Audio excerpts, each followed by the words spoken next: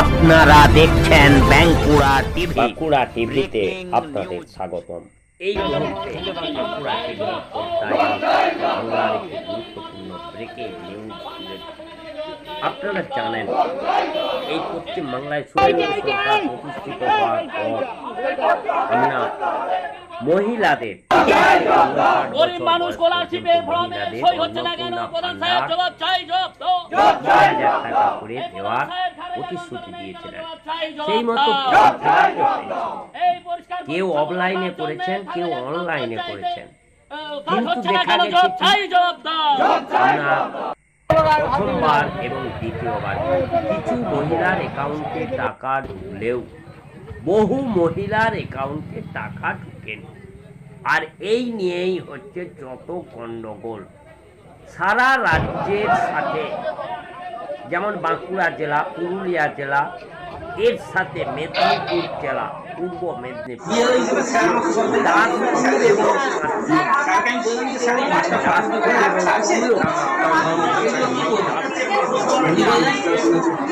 দাসপুর এবং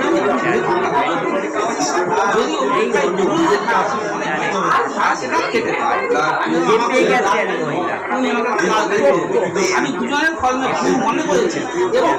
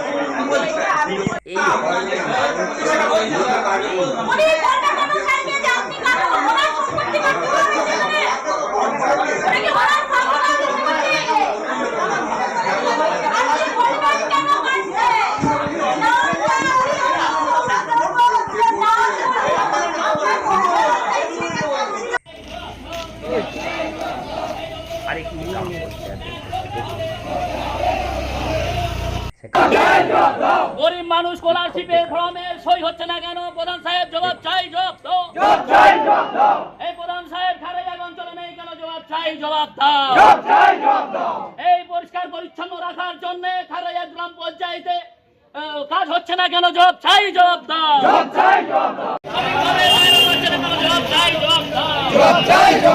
এই দুষ্ট গরিব মানুষ মায়েরা অন্নপূর্ণ ভান্ডার পাচ্ছে না। এই শুরু হলো, এই দিকটা ফাঁকা আছে, এই দিকটা আছে না।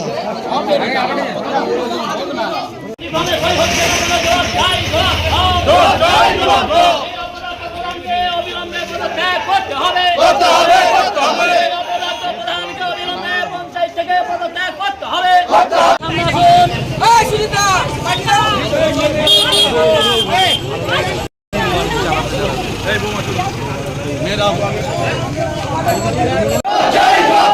এই প্রধান সাহেব খারেগাঁও অঞ্চলে নেই কেন? জবাব চাই, জবাব দাও। এই পরিষ্কার পরিচ্ছন্ন রাখার জন্য খারেগাঁও গ্রাম পঞ্চায়েতে কাজ হচ্ছে না কেন? জবাব চাই, জবাব দাও।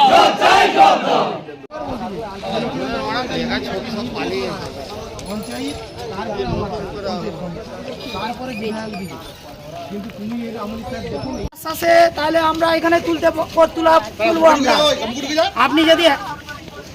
আপনি যদি বলেন এবং আমাদের প্রতিনিধিত্বমূলক নিয়ে ওখানে 2-4 জন নিয়ে আপনার সঙ্গে কথা বলতে যাবে আজকে, আপনি ওটা থাকবেন তো? হ্যাঁ ঠিক আছে আমরা সেটা ব্যবস্থা নিচ্ছি এখনই। হ্যাঁ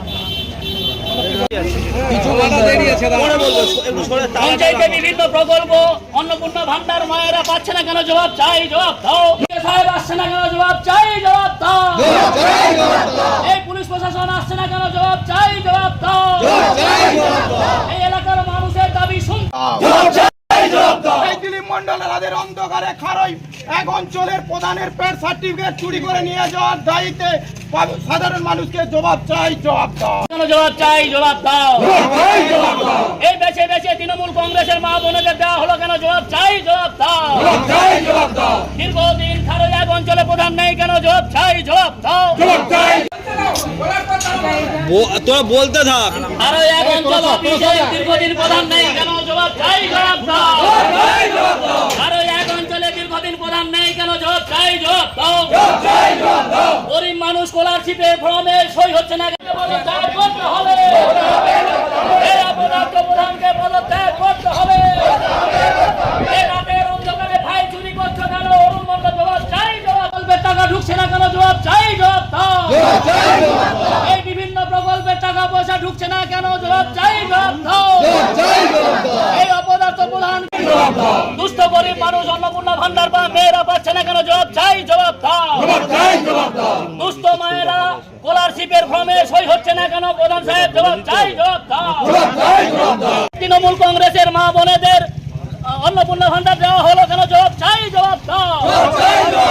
এলাকার গরিব মানুষের দীর্ঘদিন প্রধান নেই কেন, জবাব চাই, জবাব দাও।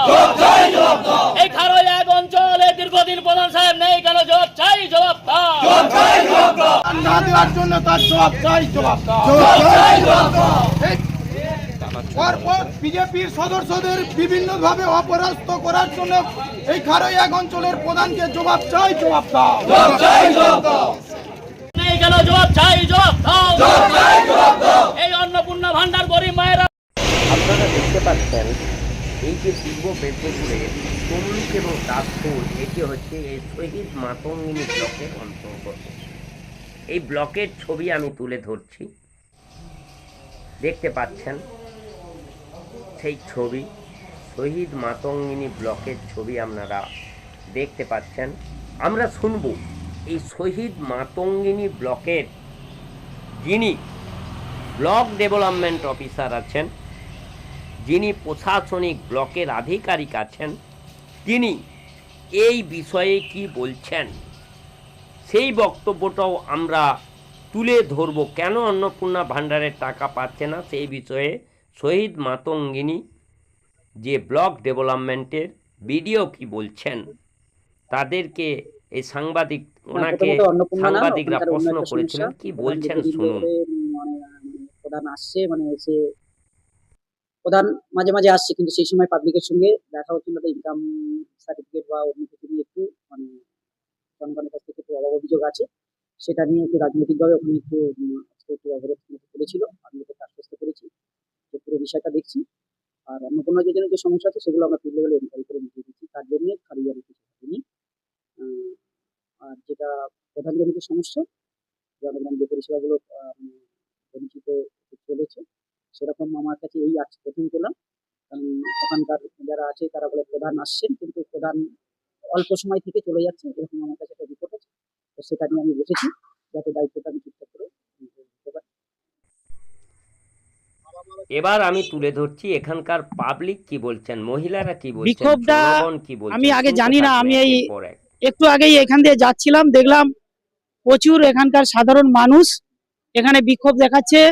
এই অঞ্চলের প্রায় প্রধান 1 মাসের উপর, প্রায় 2 মাস হতে যাচ্ছে, অতিক্রান্ত হতে যাচ্ছে। সেখানে কার কন্যাশ্রী, কার মেডিকেল সার্টিফিকেট, গুরুত্বপূর্ণ ওয়ারিশন সার্টিফিকেট, কে কলেজে ভর্তি হতে পারছে না, এই রকম একটা পরিস্থিতি তৈরি হয়েছে এখানে।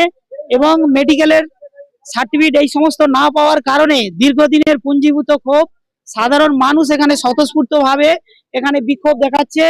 এবং যে সমস্ত কর্মচারী বা যারা আছে এখানে যারা কাজ করছে তাদের প্রতি সম্মান জানিয়ে বিক্ষোভকারীরা তাদের প্রতি সম্মান দেখিয়েছেন, কিন্তু তালা দিয়েছে। সেটা আমরা বিডিও স্যার এক্ষুনি আমাকে ফোন করে বললেন, মধুবাবু একটু দেখুন বিষয়টা।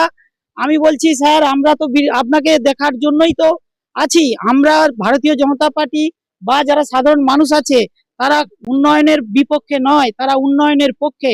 আমাদের খারোয়ে কোনো উন্নয়ন হচ্ছে না।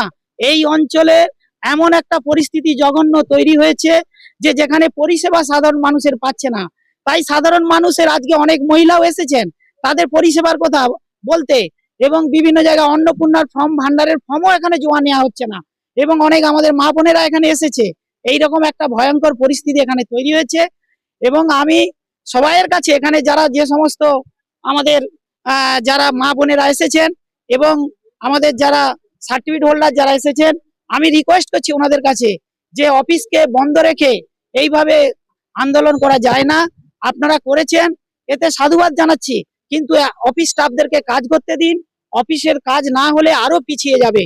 তাই আমাদের কথা মতো এই এলাকার যারা বা বাইরের এলাকা থেকে যে সমস্ত মানুষজন এসেছেন তারা বিডিও স্যারের অনুরোধে, পুলিশ প্রশাসনের অনুরোধে, থানা থেকেও ফোন করেছে আমাকে, পুলিশ প্রশাসনের অনুরোধে আজকে কিন্তু আমরা এই বিক্ষোভ কর্মসূচি এই সমস্ত সাধারণ মানুষদেরকে বুঝিয়ে আমরা কিন্তু করছি। কিন্তু পরবর্তীকালে এই সমস্যা যদি হয়ে থাকে তাহলে এর দায়ভার আমরা কিন্তু নিতে পারবো না। সেক্ষেত্রে আরো বৃহত্তর মানুষজন কিন্তু ঝাঁপিয়ে পড়বে এবং এই অঞ্চলের পরিস্থিতি আরো টের পেয়ে যাবে। আমার নাম মধুসূদন মণ্ডল, আমি প্রাক্তন প্রধান এবং আমি একটা পার্টির দায়িত্বে আছি, ভারতীয় জনতা পার্টির জেলা এক্সিকিউটিভ কমিটির আমি মেম্বার। আমার নাম সুকুমার দাস, খারোই এক গ্রাম পঞ্চায়েতের বিরোধী দল নেতা। এখানে 2018 সালেও কোনো নির্বাচন হয়নি। পোস্টপোল ভ্যালেন্সে সব বুথই তৃণমূল কংগ্রেস জিতে নেয় কোনো ভোট না করে, এবং 2023-এও একইরূপভাবে ওরা 5-7টা যেগুলো দেখেছে বিজেপি জিতবে সেগুলোকে ওরা মানে জোর করে বলপূর্বক জিতে নেয়, প্রধান হয়। তারপরেও যে প্রধান নির্বাচনেও সেখানেও কিছু মুষ্টিমেয় লোক, কিছু সম্প্রদায়ের মানুষকে নিয়ে এসে প্রধান নির্বাচনে ওরা 2 জন সংখ্যালঘু, 16 জন মেম্বার, তার মধ্যে 2 জন সংখ্যালঘু, ওনারাই 2 জন প্রধান এবং উপপ্রধান পদাধিকারী বসে। দীর্ঘদিন ধরে এই অঞ্চল বিরোধী থেকে কোনো রকম কাজ দেওয়া হয় না। আমরা যারা বিরোধী পঞ্চায়েত, আমাদেরকে 2.5-3 বছর কোনো রকমভাবে কোনো অঞ্চল থেকে কাজ দেওয়া হয় না। অঞ্চলের তিরপল এসুক বা যে কোনো জিনিস আমার দিকে জানানো হয় না। এখানে যে 15 ফিনান্সের টাকা হোক বা যে আমার 5th টাকা হোক, কোনো রকমভাবে কাউকে না জানিয়ে প্রধান ঘুরপথে নিজেদের বুথগুলোকে ওরা মানে বেশি কাজ করার চেষ্টা করে। তাই আমরা দীর্ঘদিন আমরা বিডিও সাহেবের কাছে প্রতিবাদ জানিয়েছি, ওনারা বলেছেন, আশ্বাস দিয়েছেন, কিন্তু আমরা কোনো রকম তা শুরু হয়নি। এখানে অন্নপূর্ণার ফর্ম জমা করেছে বহু মানুষ, কিন্তু এখানে দেখা যাচ্ছে যে কিছু কিছু ব্যক্তি যারা হয়তো বিজেপি পার্টি তারা সক্রিয়ভাবে করে, সেই সব ফ্যামিলির দেখা যাচ্ছে নামগুলোকে বাদ দেওয়া হয়েছে। আর অঞ্চলে কোনো স্টাফ সেভাবে সঠিক সময়ে আসে না। এখানে প্রধান তো নেই, এখানে প্রধানের কিছু অনুগামী মানে তৃণমূলের কিছু হারমাত বাহিনী তারা এখানে এসে অঞ্চলটাকে চালায়। রাতের বেলা মদ মাংস ফিস্টি হয়, নিচে সব আছে, হাঁড়ি কড়া স্টোভ সব দেখতে পাবেন, গেলে সব কিছু দেখতে পাবেন আছে। মানুষের কোনো পরিষেবা নেই। প্রধান আসে 4টের পর, 3টের পর, 4টের পর প্রধান আসে, তার কোনো দায়িত্ব নেই, কারণ তিনি একটা ব্যবসায়ী লোক, অর্থবান মানুষ, ঠিক আছে। তার কোনো দায়িত্ব নেই যে মানুষকে পরিষেবা দিতে হবে, এটা তোর কোনো দায়িত্ববোধ বলে কিছু। আজকে আমরা এসেছি যে প্রধান কেন আজ 1 মাস নেই, 1 থেকে 1.5 মাস কেন নেই, তাহলে মানুষ পরিষেবা পাবে কি করে? এটা আমাদের বড় প্রশ্ন। আজকে আমরা যারা এসেছি এই গ্রামের মানুষ, যারা হয়তো ছোটোখাটো হয়তো কারো হয়তো দরকার বার্থ সার্টিফিকেট যে কোনো সার্টিফিকেট করতে যে সইগুলো লাগে, কন্যাশ্রী হোক, রূপশ্রী হোক, আজকে তোমার বার্ধক্য ভাতার ফর্ম ছেড়েছে, কৃষক বন্ধুর ফর্ম ছেড়েছে, যেগুলো হয়তো অঞ্চল থেকে কোনো কিছু কাগজ লাগবে, তাহলে সেগুলো মানুষ পাবে কি করে? এটা আমার নাম সুকুমার দাস, খারোই 1 অঞ্চল বিরোধী দল নেতা। আমার নাম মৌসুমী মণ্ডল। আমার সমস্যা, আমার অন্নপূর্ণা ভান্ডার জমা দিয়েছি, আমারও ফর্ম রিজেক্ট হয়ে গেছে। কি কারণ হয়েছে, কিসের জন্য হয়েছে আমি সেটা বুঝতে পারছি না। তার জন্যই আজকে অঞ্চলে এসেছি।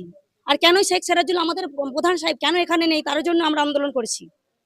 কেন এখানে নেই তিনি না থাকলে আমাদের এই কাজটা করবে কে? দেখার লোক কোথায় আমাদের এখানে? আমরা যে এত বাচ্চাকে, আমার ছোট বাচ্চা, আমার 1.5 বছরের বাচ্চা ছেড়ে দিয়ে আমি আসছি, কত রোদে পিতে আমি দাঁড়িয়ে ফর্ম জমা দিচ্ছি, আমাদের পাড়ার কেউ বাকি নেই, শুধু আমি একাই বাকি আছি। কেন আমার এরকম সমস্যা হলো? আমার সমস্যাটা কোথায় আমি সেটাই জানতে এসেছি। আমি এ দলটা আমি বলতে পারছি না। আমি সবাই মোটামুটি সবাই পেয়েছে, টিএমসি বিজেপি সকলেই পেয়েছে, কিন্তু আমি কেন পাচ্ছি না? আমার ফর্মটা হলো কেন? একই দিনে একই সময় ফর্ম জমা দিয়েছি, একই আইতে, তবু আমার ফর্মটা রিজেক্ট হলো কেন? মৌসুমী মণ্ডল, আমার গোবরায় বাড়ি। আর এই তো ডেকেছে, আমার দিকে ডেকেছে, বলে এখানে এসো, ফর্ম তোমাদের অনলাইনে তোমাদের দেখা হবে সব। হ্যাঁ, তালা মেরেছি। পাঁজা, দুর্গা পাঁজা। আমার ফর্মকে রিজেক্ট করে দিয়েছিল, কিন্তু আমি 3-4 দিন ঘুরে ঘুরে রোদে 2টো পর্যন্ত সকাল 9টা থেকে এসে দাঁড়িয়ে ফর্ম জমা দিয়ে গেছি। অনলাইনে ফর্ম ফিল আপ করতে গিয়ে 4টে থেকে 10টার সময় বাড়ি গেছি। বাড়ির লোক বলছে এত ছুটছিস কেন? তাহলে এটা কি ঠিক হচ্ছে? একই বাড়ি 3 জনে, আরো 2টো আমার যা একসঙ্গে ফর্ম জমা দিলাম, তাদের টাকা ঢুকলো, আমার ঢুকলো না। সেই জন্য আজকে অঞ্চলে এসেছি, প্রধান নেই আমাদের অঞ্চলে, তো প্রধানই নেই, কাজটা হবে কি করে? আর টিএমসি দেখলাম সবাই টাকা পেয়ে গেছে আমাদের বাড়ির আশেপাশে, কিন্তু বিজেপির লোকরাই পায়নি। হ্যাঁ, হ্যাঁ, আমরা এখানে আমরা যত লোক মেয়ে এসেছি সবাই মিলেই তালা মেরেছি। আমরা ভেতরে ছিলাম, আমার দিকে বের করে দিল হয়তো।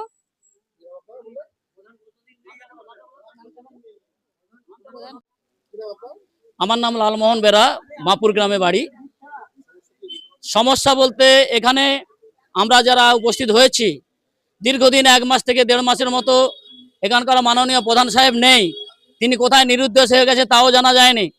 তাই যে সমস্ত মা বোনেরা আমাদের ভারত সরকার বলতে পশ্চিমবঙ্গ সরকার যে আয়োজন করেছেন অন্নপূর্ণা ভান্ডার, তারা বেছে বেছে তৃণমূলের মায়েদেরকে পাইয়ে দিয়েছে। এখানে যারা অন্যান্য দল করে তাদেরকে কোনো সুযোগ সুবিধা দেওয়া হচ্ছে না। তাই আমরা মা বোনেদেরকে নিয়ে এসেছি এখানে। আর আমরা চাই এখানে কন্যাশ্রী থেকে আরম্ভ করে রূপশ্রী থেকে আরম্ভ করে যে সমস্ত মা বোনেরা আসছে তাদের সার্টিফিকেট পাচ্ছে না, তাই প্রধান সাহেব নেই। আমরাও সেই জন্য এখানে তালা মেরেছি, মায়েরা এসে তালা চাবি লাগিয়েছে অঞ্চলে। তাই এর একটা বিহিত করতে হবে, প্রশাসন আসুক। প্রশাসন না আসা পর্যন্ত আমাদের এই আন্দোলন আজকে এখানে চলবে, মা বোনেরাও আছে।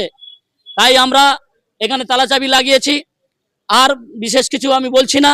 তাই আমার নাম লালমোহন বেরা। আপনারা সবই শুনলেন। এই যে অন্নপূর্ণা ভাণ্ডারের টাকা না পাওয়া, কিছু মানুষের পেয়ে যাওয়া প্রথম ফেজে, দ্বিতীয় ফেজে কিছু মানুষের পেয়ে যাওয়া, এর পিছনে অন্যতম কারণ হচ্ছে যে এই যে পোর্টাল রয়েছে, সরকারি পোর্টাল, সেই সরকারি পোর্টালে সমস্ত মানুষের নাম নথিভুক্ত করা যায়নি, এমনটাই কিন্তু সরকারি বক্তব্য। তো কেন এত নাম এলো, সেই মূল জায়গাটায় আমি বিশ্লেষণ করছি। এই অন্নপূর্ণা ভাণ্ডারে যখন ফর্ম বের হয়, সেখানে প্রথমত কোনো আর্থিক বার নেই। যেমন বলা হয়েছে যে সমস্ত পরিবার ইনকাম ট্যাক্স ফাইল করেন তারা এই অন্নপূর্ণা ভাণ্ডার পাওয়ার যোগ্য নয়। এটা যোগ্য নয় বলা উচিতটা ঠিক হয়নি। এখানে বলা উচিত ছিল যে যারা ট্যাক্স দেন তারা আবেদন করতে পারবেন না। এখানে বলা উচিত ছিল গভর্নমেন্ট যারা চাকরি করেন তাদের পরিবারের কেউ আবেদন করতে পারবেন না। যারা হাই স্কুলের শিক্ষক, প্রাইমারি স্কুলের শিক্ষক, তাদের পরিবারের কেউ আবেদন করতে পারবেন না। কাজেই দেখা যাচ্ছে কি সমাজের সর্বস্তরের মানুষ আবেদন করেছে। আর আপনারা দেখবেন সরকারি কর্মচারী থেকে শুরু করে আপনার হাই স্কুলের শিক্ষক, প্রাইমারি স্কুলের শিক্ষক, তারা তো একটু বুদ্ধিজীবী, তারা অনলাইন অফলাইন দুটো ফর্মই ফিল আপ করেছেন। ফলে তাদের পরিবারে টাকা ঢুকে গেছে, কিন্তু গরিব মানুষের বাড়িতে টাকা ঢুকেনি। যারা প্রকৃত পাবার যোগ্য, কারণ তাদের মধ্যে কেউ অফলাইন করেছে, কেউ অনলাইন করেছে। ভালো করে ভাবুন।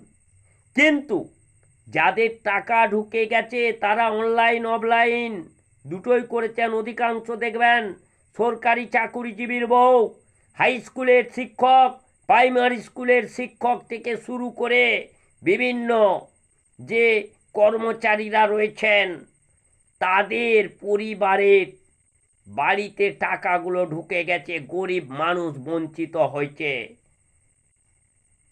বুঝতে পেরেছেন? এই জায়গায় সরকারের পলিসি ভুল। সরকারের যদি পলিসি ভুল হয় তাহলে জনগণকে এরকম হ্যারাসমেন্ট কিন্তু হতেই হবে। আমি বলছি এই সরকার, এর বয়স হয়তো এই 2 মাস হয়েছে, সেই জন্য বলছি এটা এই সরকারের একটা শিক্ষা হলো।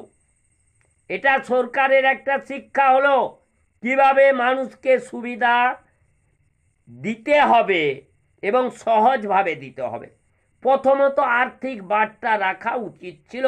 সেই আর্থিক বারের ক্ষেত্রে কি বলা উচিত ছিল যে সরকারি কর্মচারীদের পরিবারের কেউ আবেদন করতে পারবেন না।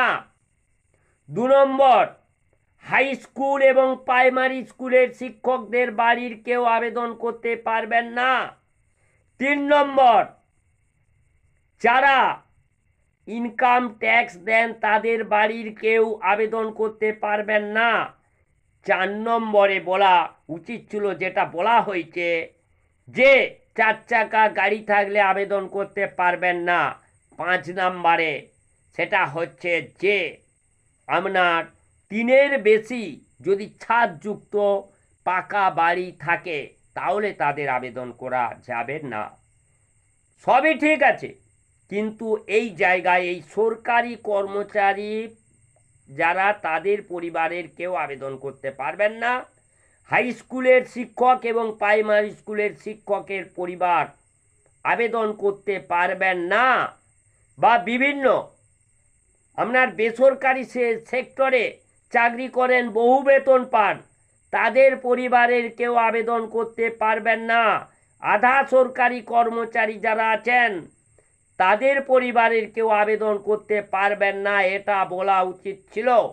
যদি এটা বলতো তাহলে প্রকৃত গরিব মানুষ কিন্তু এই লক্ষ্মীর ভাণ্ডারের এই পাওনা থেকে বঞ্চিত হতো না। যাই হোক, সরকারটার বয়স 2 মাস, সেই জন্য এই সরকারটার একটা শিক্ষা হলো। এই শিক্ষা থেকে সরকার শুধরাবে। ভবিষ্যতে জনগণের জন্য যে জনমুখী প্রকল্প, সেই প্রকল্পগুলিকে অতি স্পর্শকাতরতার সঙ্গে মানে অতি সচেতন হয়ে তারা ভাববেন কিভাবে দেয়া যায়। এই বলে আমি আমার বাঁকুড়া টিভিতে যেমন আপনাদের দেখালাম যে আপনার এই পূর্ব মেদিনীপুরের তমলুক, দাসপুর সহ বিভিন্ন পঞ্চায়েতে, বিভিন্ন ব্লকে অন্নপূর্ণা ভাণ্ডারের আপনার নাম অন্নপূর্ণা ভাণ্ডারের টাকা না পাওয়ার জন্য যেমন বিক্ষোভ হচ্ছে, তেমনি বাঁকুড়া জেলাতেও হচ্ছে, পুরুলিয়া জেলাতেও হচ্ছে, সর্বত্র হচ্ছে।